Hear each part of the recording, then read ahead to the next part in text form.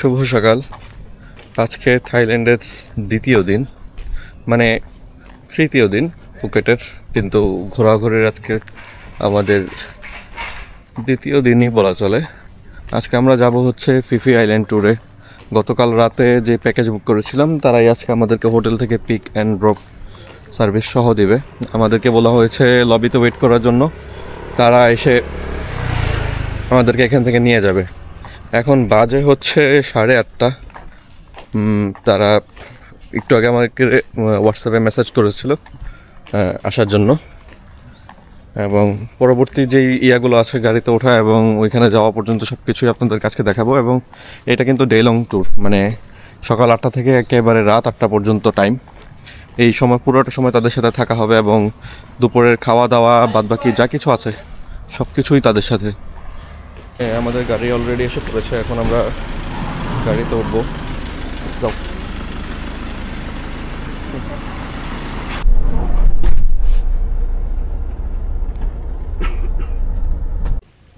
1.5 ঘন্টা সময়ের মধ্যে আমরা এখানে এসে পৌঁছে গেলাম, এবং এখন এখান থেকে হচ্ছে টিকিট সংগ্রহ করা লাগবে। টিকিট বলতে ওরা হাতের মধ্যে একটা ব্যাচ পরায় দেবে আর কি। হোটেল থেকে যেহেতু আমরা ব্রেকফাস্ট করে আসিনি, এখানে আসার পরে দেখলাম তারা ব্রেকফাস্টের ব্যবস্থা করেছে। কুকিজ, চা, কফি, ব্রেড, জ্যাম, এই জিনিসগুলো ছিল। তো মোটামুটি ব্রেকফাস্টের জন্য আদর্শ।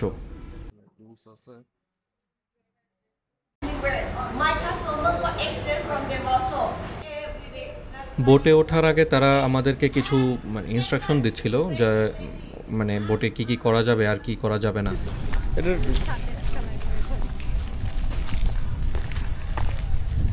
এই মুহূর্তে আমরা যাচ্ছি সমুদ্রের দিকে। সকল ইনস্ট্রাকশন শেষে এখন বোটে ওঠার পালা। বেলা বাজে হচ্ছে 10:30, খুব বেশি সময় হয় নাই।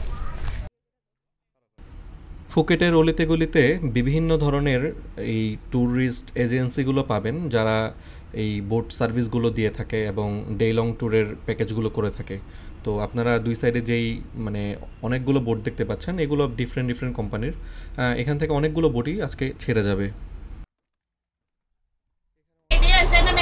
Welcome to our speedboat, everyone. Okay, so right now everyone say good morning. Our captain brought everybody good morning. Good morning. Good morning. Our captain named Jack Sparrow. Jack Sparrow. Yeah, Jack. নির্দিষ্ট সময়ে আমাদের boat ছেড়ে দেয়, এবং প্রথম ডেস্টিনেশনে পৌঁছতে আমাদের 1 ঘন্টারও বেশি সময় লাগে। আমাদের প্রথম ডেস্টিনেশনের নাম হচ্ছে ভাইকিং কেভ। ভাইকিং কেভের ভিতরে বর্তমানে কোনো ট্যুরিস্ট যেতে পারে না, কারণ এর ভিতরে থাকা এক ধরনের পাখির বাসা আছে যেগুলো তারা সংরক্ষণ করে। সাগরের অপরূপ সৌন্দর্য দেখতে দেখতে যখন আমরা একেবারেই কাছে এসে পড়ি, তখনই আমাদেরকে বলা হয় এর ভিতরে আমাদের বোট নিয়ে নাকি যাওয়া যাবে না। তার জন্য আমাদেরকে লং টেল বোট ভাড়া করতে হয়, যেটা তারাই ব্যবস্থা করে দিয়েছে। পার পারসন কত করে নিয়েছে সেটা আমরা সামনে বলছি।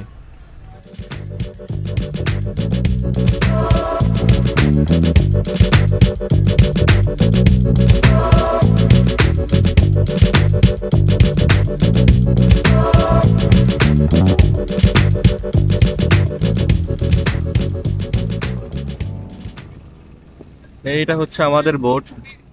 এখন আমরা বোট থেকে অনেকটাই দূরে এসে পড়েছে, এবং আমরা এখন ওই সাইডটার দিকে যাবো।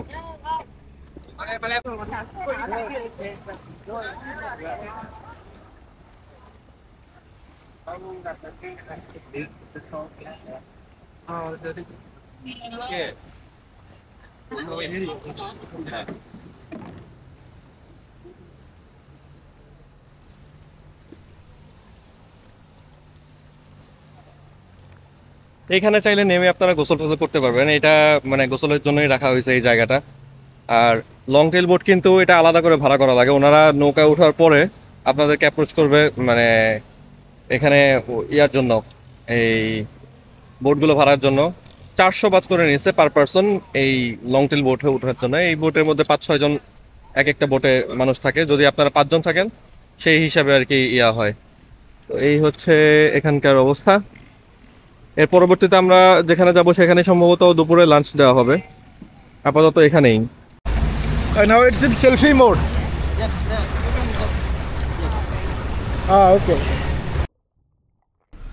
সাঁতার না জানার বেদনায় যখন আমি মর্মাহত, তখন এই ইন্ডিয়ান দাদাকে বললাম, দাদা আপনি যেহেতু সাঁতার কাটছেন তাই যদি একটু পানির নিচে শ্যুট করে দিতে পারতেন। তো সে খুব ফ্রেন্ডলি ছিল, সে আমার ক্যামেরাটা নিয়ে পানির নিচে একটা ডাইভ দেয় এবং ভাগ্যক্রমে আমরা কয়েকটা মাছের দেখাও পেয়ে যাই।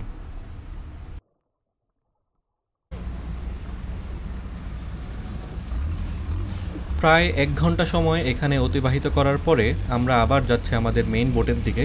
সেখান থেকে আমরা আমাদের দ্বিতীয় স্পটে চলে যাব। বোটের ভিতরে পর্যাপ্ত পরিমাণ সাদা পানি এবং কোলার ব্যবস্থা থাকে, আপনারা মন চাইলেই যখন ইচ্ছা তখনই এগুলো নিয়ে খেতে পারবেন।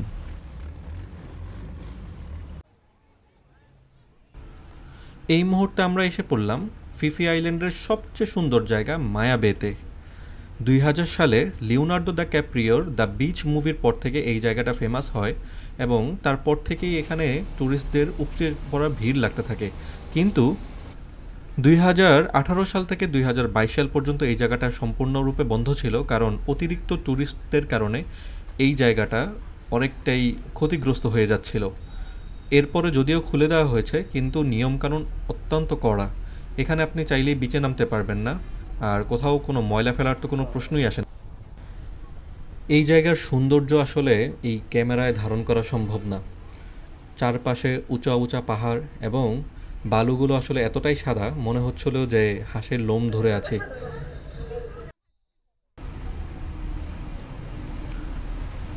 বিচের সামনে গিয়ে পায়ের পাতায় পানি ছোঁয়ানোর পরে একটু শাহরুখ খানের মতো স্টাইল করলাম আর মনে মনে বলতে থাকলাম, আল্লাহু আকবার।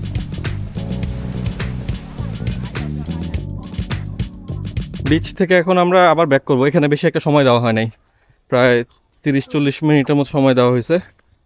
তো এখান থেকে আমরা আবার ব্যাক করে বোটের দিকে যাব। আর এই জায়গার সৌন্দর্য আসলে একেবারে অন্যরকম।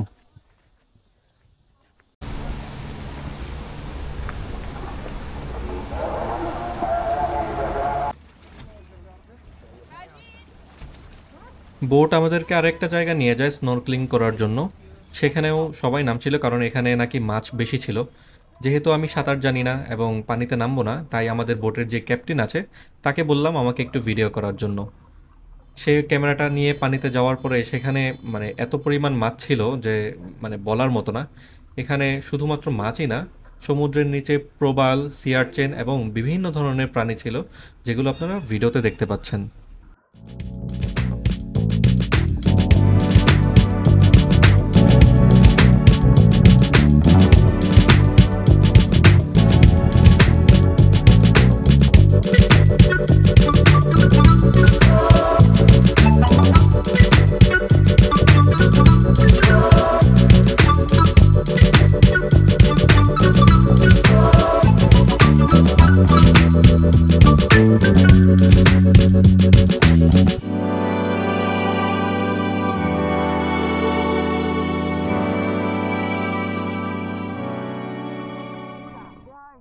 পানির তলদেশ থেকে উপরে আসার পরে দেখলাম উপরে মাছ আরও বেশি।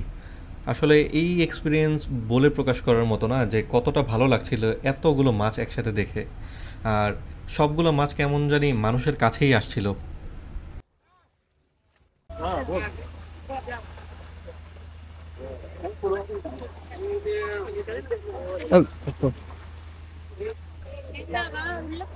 এই মুহূর্তে আমরা আসলাম হচ্ছে ফিফি ডং আইল্যান্ডে। এখানে আজকের This shit, meow meow. উনি হচ্ছে আমাদের Let's go, follow বোটের me, follow me, my team, meow meow team. Host. খুব পানি।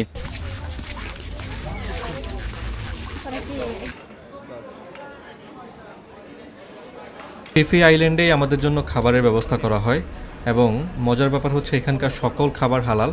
যেহেতু ইন্টারন্যাশনালি বিভিন্ন জায়গা থেকে ট্যুরিস্টরা আসে, সেহেতু এখানে মানে সকল ধরনের হালাল খাবারের ব্যবস্থাই করা হয়েছে।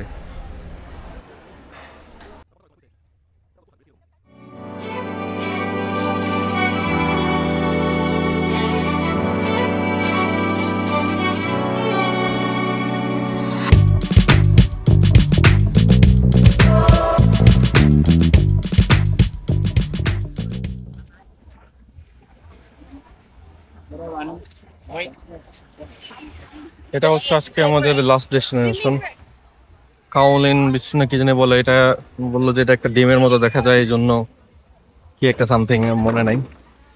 এখানে এটা একটা প্রাইভেট বিচ, তো এখানে যতগুলো অ্যাক্টিভিটিস আছে সবকিছুই মোটামুটি মানে পে করে তারপরে কাজ করা লাগে। আমাদের বোটের সাথে এখানে এই কায়াকিং আছে, চাইলে কায়াকিং করা যাবে, যারা করতে চায় তারা করবে। আমাদের তেমন কোনো ইচ্ছা নাই, আমরা এখানে বসে কিছুক্ষণ রিল্যাক্স করব আর পিছনে ঘুরে ফিরে দেখি কি কি আছে।